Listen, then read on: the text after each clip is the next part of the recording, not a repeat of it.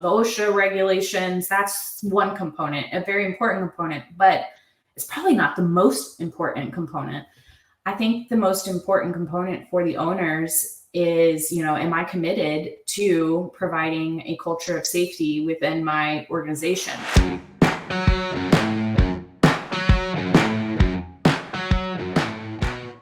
Thank you for tuning in to another episode of the Collision Vision, driven by Auto Body News. As always, I'm your host, Cole Strandberg. Joining us today is Stephany Birkholz, Regulatory Project Manager with KPA. Stephany is an expert in workplace safety and compliance, helping collision repair customers implement tools and strategies to protect their employees and improve their operations. Today, we'll explore practical steps that you, shop owners, can take to build safer workplaces and ensure long-term compliance with industry standards and beyond. Enjoy this fantastic conversation with Stephany Birkholz. This episode is brought to you by Thryv. Ready to hit the gas on growth?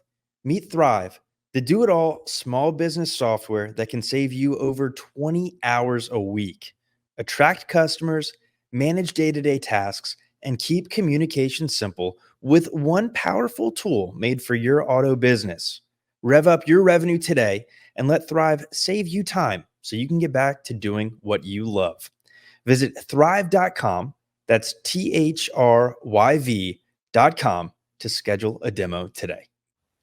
Stephany, thank you so much for joining us here on the Collision Vision. Thanks for having me. Appreciate it.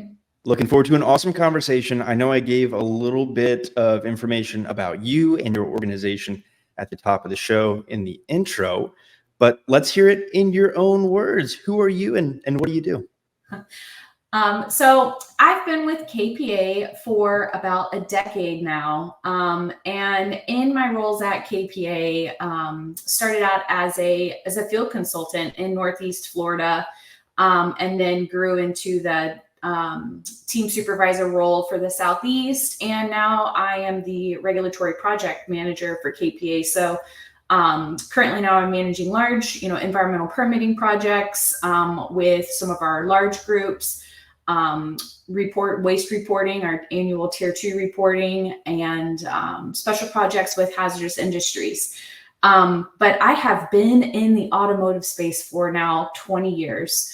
I started as a detailer and a weekend receptionist at my local Chevy dealership, and they had a collision center. And I moved into, I sold cars for 3 months. I wasn't great at that. But I turned into a porter and I did dealer trade drives. And so it was and this was during high school and college. And then I went to the Florida Department of Environmental Protection as my first, job out of college. And there I was a hazardous waste inspector. And the types of industries that I ended up in were auto and surface recoating. So I spent a lot of time on the, as a regulator side, inspecting collision shops, and inspecting for hazardous waste management practices and such. So that's where I got my start. And I spent a year and a half in aerospace, at a facility that manufactured an aircraft, which was, and they painted that. So, take, auto painting and then just put it in a hangar that is hundreds of thousands of square feet, and you can paint an aircraft. So that was a really interesting opportunity to see, taking from car paint booths to, what an aircraft paint hangar looks like. So that's a little bit about me. Love it. Love it. Love it. Love the background. And in our pre-show call, I know we talked a little bit about some shared experiences and some things we've seen in the industry. I want to get into that. Give us a quick rundown on KPA as well. What is your role, the company's role within the industry? Yeah, so KPA is the nation's leading software for the auto space. And one of the things that makes KPA stand apart is our field team. We have 140 field members. So there is a 90% chance, unless you're, in the middle of the mountains in Montana, that we have a local EHS or F&I consultant in your area. And that, has been a really big value add. And I'm sure we'll get into it later for facilities, because they feel like they have a partner. They know that if they get, that knock on the door from EPA or OSHA, they can give their local consultant a call. And that's a thing that we try to do with our clients is like, hey, if something happens and you need me to be there, I'm probably down the street at your neighbor doing their, visit. Let me, I'll try to swing by. So that's something that, we really pride ourselves on is being able to really help our auto clients with their compliance, and that we're true partners with them. And the software, a management tool for all of your open action items, written programs, SDS management, and one of the most important components, training, a way to manage all of those EHS trainings, F&I and HR trainings that you probably have to take. Love it. And I want to dive into training here in just a minute. Obviously, our series this month is on workplace safety. You touched highly on environmental and things of that nature. Globally, though, talk to me about the importance of workplace safety, particularly in the collision repair industry. What's the current state? So the current state for regulatory just pressure and activity, I'd say is really focused on total worker health. OSHA has really put an emphasis on employers ensuring that their employees have access to EAP programs. I look at, the proposed federal heat illness standard as a component of total worker health. So total worker health kind of came about after COVID, where it became, a responsibility of employers to ensure that employees are not only going home, every day from work in the same condition that they came to work in, but maybe a little bit better, access to psychological safety. And I think that the new federal heat illness prevention standard is part of that. Workplace violence is also one that's on the table, and several states like New York have already adopted workplace violence, California as well, standards. And, both of those standards, they plug in, the mental health awareness component, which, definitely goes outside of work as well. And for heat illness, taking care of yourself, ensuring that, you're hydrated and taking care of your body and your, things that we train on when we train on heat illness prevention are a lot of things that you would have to, do outside of work in order to make yourself less likely to have a heat illness. Heat illness, workplace violence, psychological type things in nature at a high level, a lot of these things, big issues, very good to have different solutions at the local and national level. From a kind of zoomed in perspective, what are the most common safety risks or hazards that you've seen specifically as you and your team are in body shops day in and day out? So when I go into a collision shop, I'm looking at like a few different categories. One of them is PPE.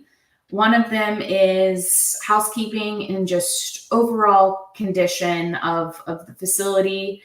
The next one is air quality. And then my fourth major category for collision shops is tools and equipment. So for PPE, I'm always asking, do we have the right PPE to do the job, right? Do we have welding helmets? Do we have welding gloves? Do we have the right kind of respirators? Do you have paint suits? And then if we have that, are our employees using them? Do they know? Have they been trained on what PPE they should be wearing? And is it the PPE, does it fit them well? And then, if they're not using it, why? Is it an access issue? Is it an ill-fitting piece of PPE? So that's personal protective equipment, PPE. The second category with housekeeping, in collision shops, you always have, that one guy who has never thrown a screw away. He's got all those boxes of screws, under his workbench, and every spare harness and part that he's ever had that he said, there's going to be that one job later that I'm going to need, and so we'll have that where, you have to do aerobics just to get through their work area.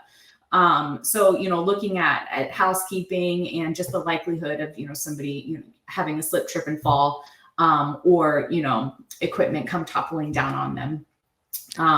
And that guy, by the way, is probably the best technician in the shop, for better or worse.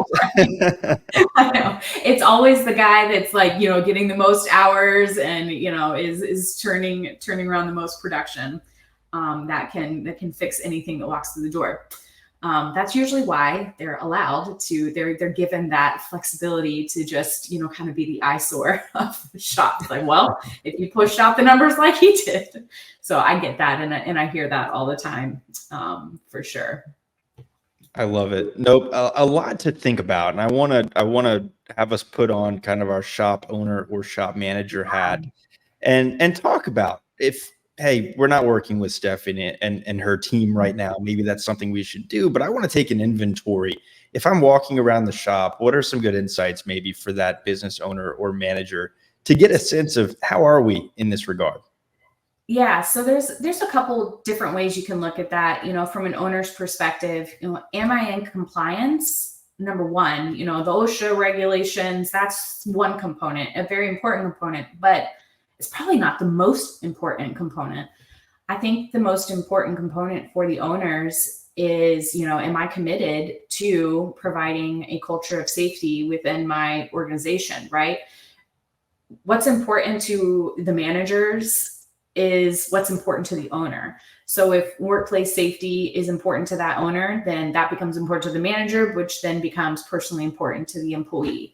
So for owners, I would start with do I have the commitment to safety? And what I mean by commitment is that I'll allow for stop work conditions, and if an employee says, hey, this isn't safe, I'm not comfortable performing this task without XYZ, do they have that authority to speak up and stop work? And same with managers. Do they have the authority and the ability to, order a piece of equipment or PPE that, is a requirement to do the job safely? So when owners can, take a step back and make sure that they have created a space that, allows employees to elevate concerns and make suggestions to make the workplace better. That's the first step. Well, I'm happy you mentioned culture, because that's a huge part of safety in the workplace. So say you're that body shop manager or owner, you've walked around, you've said, we should probably be doing better. What are the first steps they should take to kind of start to put together a safety program and that training you mentioned as well? Mm-hmm. Hire KPA. But I think the first step is to do a needs analysis. Like, what do I need? What OSHA and EPA regulations apply? Because those regulations provide the framework, right? So it's going to tell you when you're searching and you look up your type of industry. Okay, I need an injury and illness prevention plan.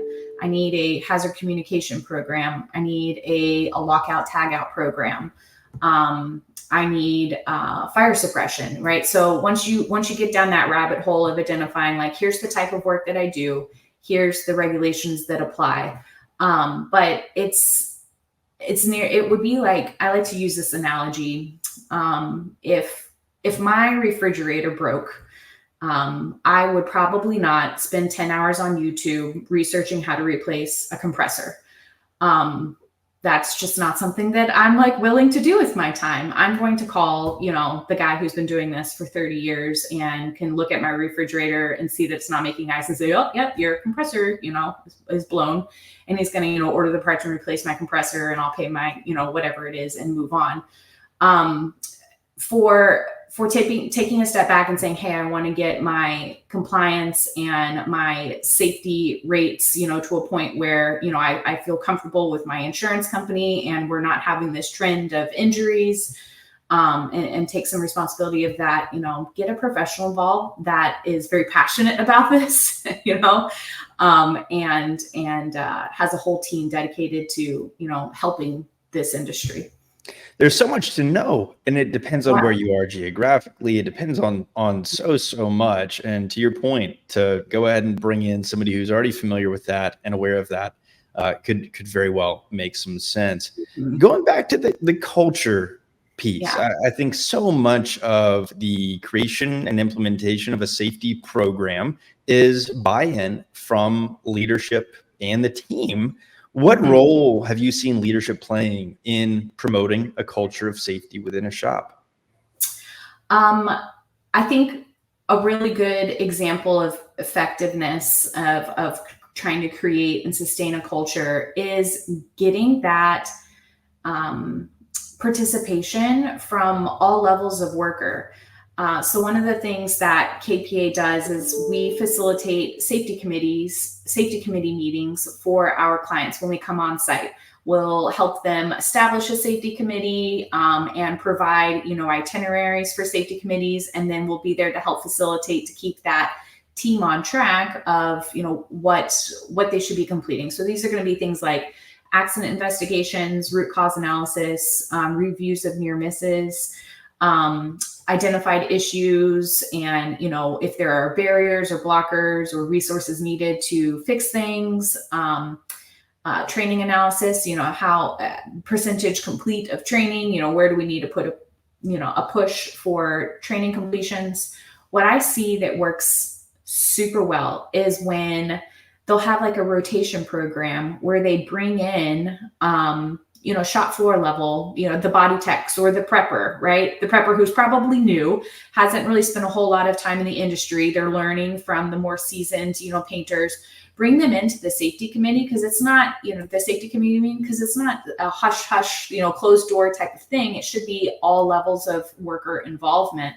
And some of the best ideas have come from, the 19 or 20-year-old who has never been in the industry before and says, well, have we considered, maybe doing this?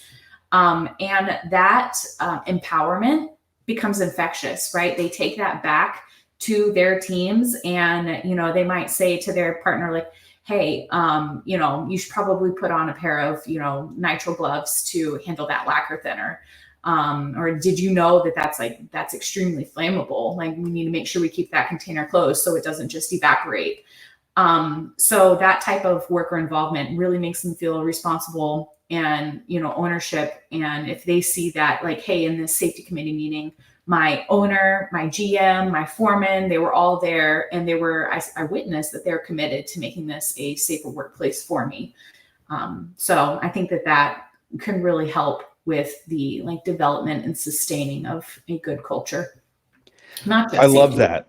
Yeah. No, I want to tell funny stories I've heard about, like the thinner and the styrofoam cup and stuff. I don't want to, in reality, ever promote anything like that. So I will refrain.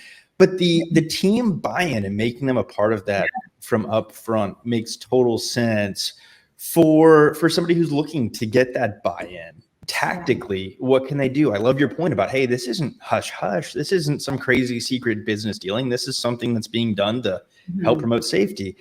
Tactically, how can we foster that kind of culture?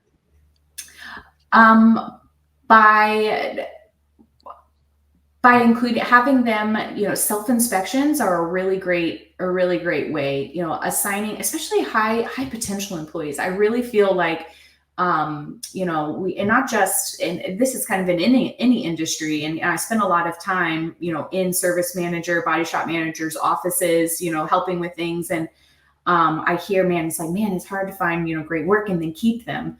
And I think that recognizing, your high potential employees and giving them an avenue to learn a little bit more, like having them complete a self-inspection and go through that process of turning it in and then communicating, having a next level of communication with a manager, and just giving them that power to bring things to the table that might be outside of their normal job duties and responsibilities that just elevates their, workplace experience.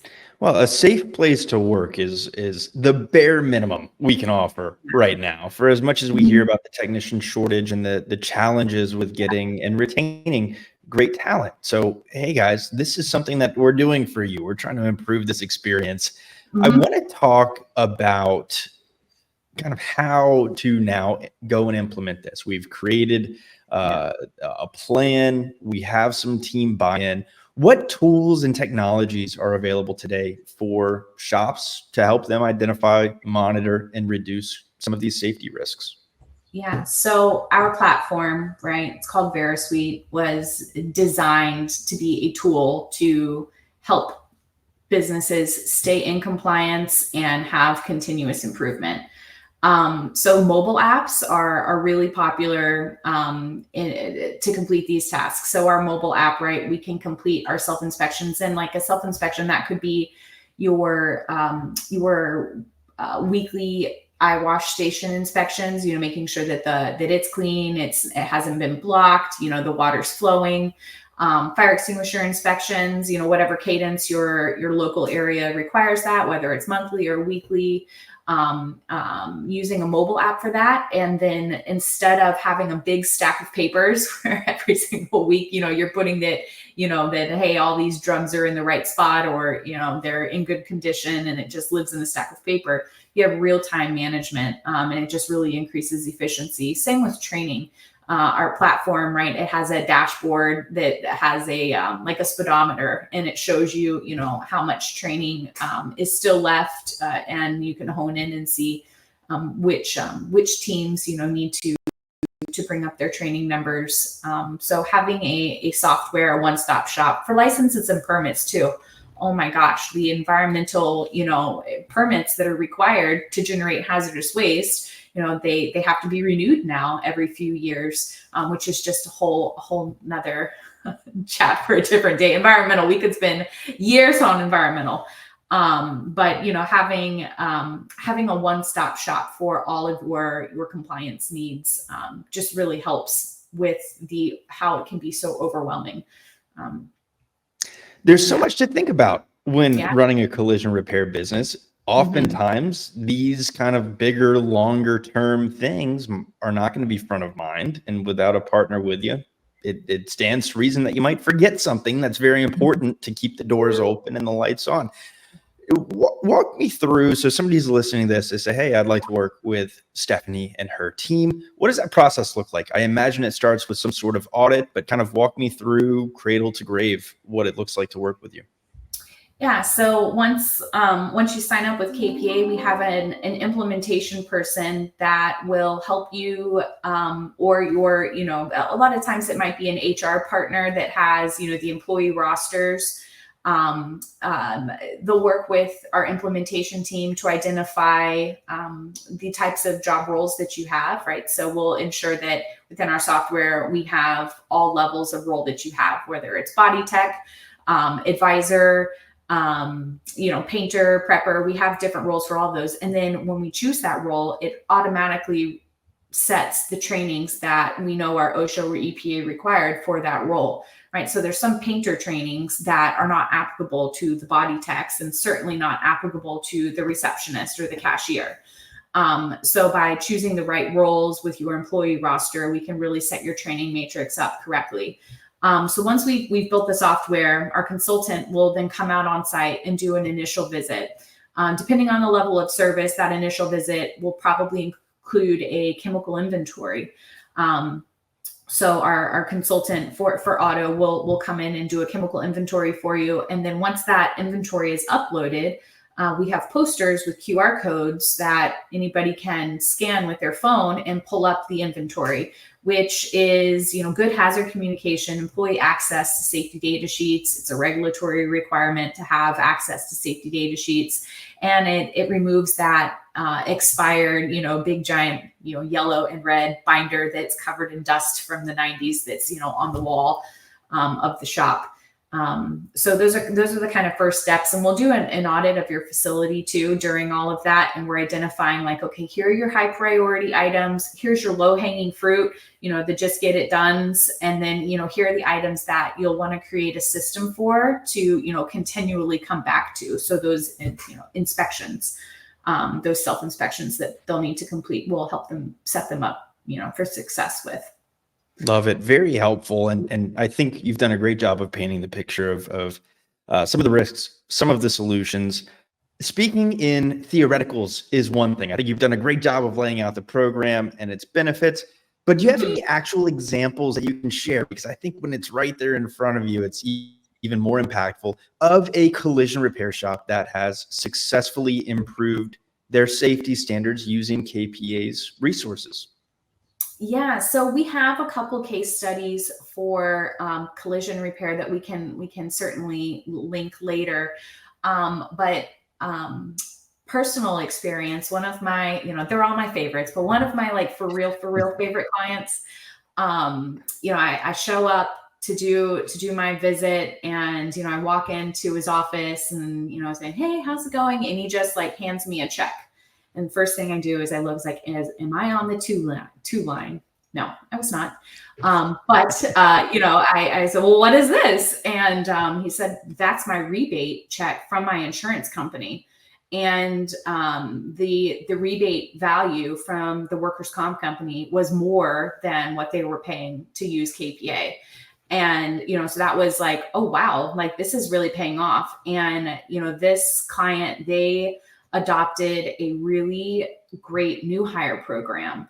That was one of their goals for the year, was like, when we bring in new hires, they're going to have a first day orientation, and we're going to go through all of our HR, all of our, environmental health and safety trainings, and then all of our internal commandments, the policies of the company. And they implemented that, and their incident rates went down. And after a couple of years, their rates were just significantly reduced. And so I think that those are, that return of investment, right, is looking at all those hidden costs that are not apparent. Like a back injury can very easily cost $100,000, right? And, how much does it cost to help, those prevention strategies? Like a fraction of it. And so much of it is education. So I think, that was one of, and they have a collision shop. They're a group. They have several dealerships, and then they have their main, collision shop associated with their dealerships. So, that was a really great real life. And that's one of the things that we really like to look at, that we work with our clients, is like, let's measure something. What can we measure? Is what we're going to measure, is it going to be your workers' comp rates? Like, are those what is driving you to say, hey, I need to do better because we have, a really high rate right now? Or is it, just a ton of near misses, and, you're just like a breath away from having something really significant? So whatever that, indicator is, maybe it changes through the year or year after year, set a goal, set a metric, and then look at it 12 months later. Like, did we do what we said we were going to do to get, to where we want to be with our, compliance program? Love it. Some KPIs for KPA make total sense. Yeah. Try to quantify it that's a good marketing idea. Note that down. Just kidding. No, fantastic. Makes total sense. Is there kind of a sweet spot from a size perspective for clients? If you're a body shop, who should really be paying attention to this? Is there a difference from your 1 store to your 5 store to your 100+ stores? There, from a compliance standpoint, there's not really much of a difference. We work with many, like what we would call like the mom and pops, right? That it's just a single store, single entity. And, they really need a partner for, for their safety program. And we work with dealer groups that have, 200, 300 locations across the entire nation. And, there's different challenges with both, right? Just going into the different, having locations in California is a lot different than having locations in Georgia. Sure. So just, but OSHA applies to all of them. The only time where you have some exemptions from OSHA is if you have 10 or fewer employees. If you have more than 250 employees in your organization, then you have to report your injury statistics to OSHA. Unless you have 10 or less, everything applies. Perfect. No, very helpful. Yeah. Speaking of OSHA, and kind of as we start to wrap up, zooming out a little bit, what are some key regulations and organizations and compliance requirements that shop owners really need to keep top of mind? Yeah. So what's coming down the pipeline, and I think that we'll see whether this is going to happen or not happen after the first of the year. The federal standard for heat illness prevention, that one, it happens after the first of the year. We're thinking workplace violence is another one that's coming down the pipe. But what is already in place and something that all collision centers need to have is an injury and illness prevention program. And what that is, it's the parent program of everything. If someone gets hurt, here's what we're going to do. If someone wants to report something, here's how they can report it. Employee suggestions or near misses, injuries. It outlines the company's commitment to workplace safety and how they're going to do it. So then the little sub-programs off of that are the more specific programs. That's going to be your emergency action program, evacuations, natural disasters, spills, and fires. That's another one for your emergency response programs. And then you have your hazard communication program, which is all about safety data sheets. Safety data sheets are how we determine everything, right? A safety data sheet for paint is going to tell us, does this require ventilation? What type of ventilation? Does this require a spray booth? How can the chemical be used? Can it be atomized or can it not be atomized, which is really important with lacquer thinners? What type of PPE can be used with that chemical? Does it require like a nitrile glove, or does it require something more significant like a neoprene glove? Safety goggles or safety glasses, right? The safety data sheet's going to tell us everything we need to know about that, all the physical hazards of the chemical and the health hazards of the chemical. And then the third kind of major little sub program of the injury and illness prevention program is the workplace hazard assessment. So that's going through, you can do it several different ways, each department or each job role, and identifying what all applies to them that the company needs to provide a safeguard for. So if that's a forklift, right, then we need a forklift program.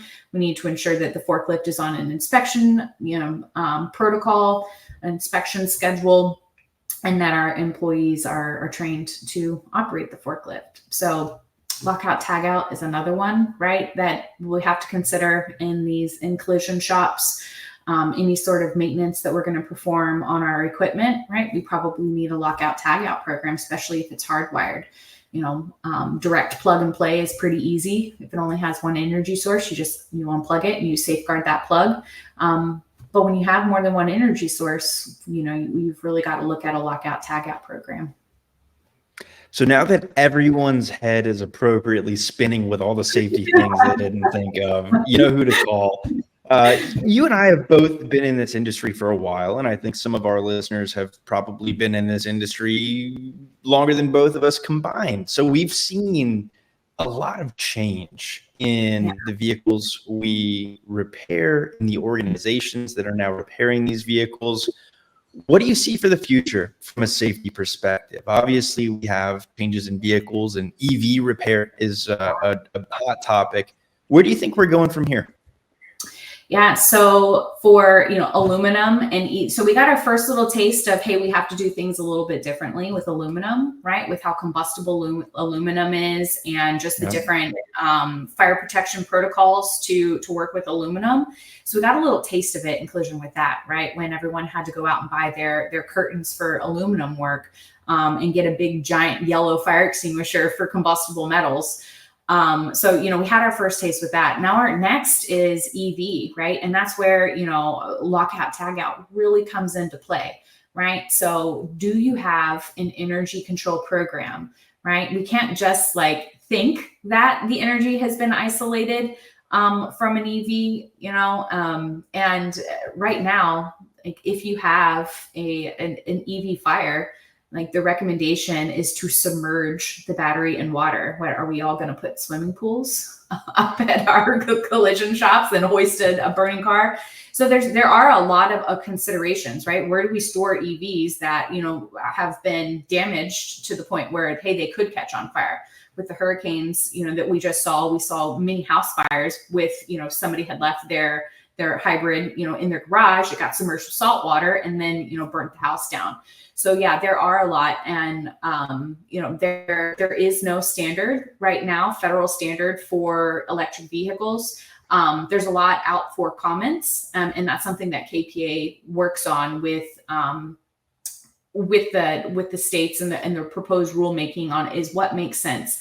And we work with, organizations that can help determine whether or not regulation should apply or what type of burden it might put, that a regulator may not see. Like, well, hey, if you implement this, absolutely nobody could comply. What makes sense long term in order to keep doing business. So I all the OEMs too, they all have different recommendations on how to handle EVs. Some of the safety equipment, like some OEMs, they provide a shepherd's hook, right, to pull somebody off if they are being electrocuted, but not all OEMs recommend or, require that. So is it necessary? What should I do? What's best? And then, anti-static mats, that's just another component of it. And those anti-static mats, they're only going to be beneficial if they're cleaned, and they're cleaned per that big giant instruction manual. So it is a lot, and it really is a case by case basis. Like, what OEM are you working with? What is your dealership partner that you're working with for whatever this collision repair job is? Are they the one that's de-energizing the equipment? And then do you have the certifications to do EV work? If you're entertaining that. A lot to think about. And with that, you've been so generous with your time and your education in the community. Really do appreciate it. I know we're going to include some links in the show notes, but where can people get in touch who want to learn more? Sure. So can reach out to kpa.io. That is our website. And we have links on there to request more information. We also have we call it the Better Workforce and Workplace blog, where we just put out content to help organizations with, their safety programs. So, utilize the content that we have. We publish a lot of articles on new regulations, trends that we're seeing. And give us a call. We'd love to help you out. Fantastic. Stephany, thank you so much for your time. It's been a pleasure, and look forward to speaking with you again soon. All right. Thanks, Cole. That is all for today's episode of the Collision Vision. Thank you to Stephany Birkholz for joining us for a fantastic conversation about building safer workplaces in the collision repair industry. I hope you enjoyed it. I know I certainly did.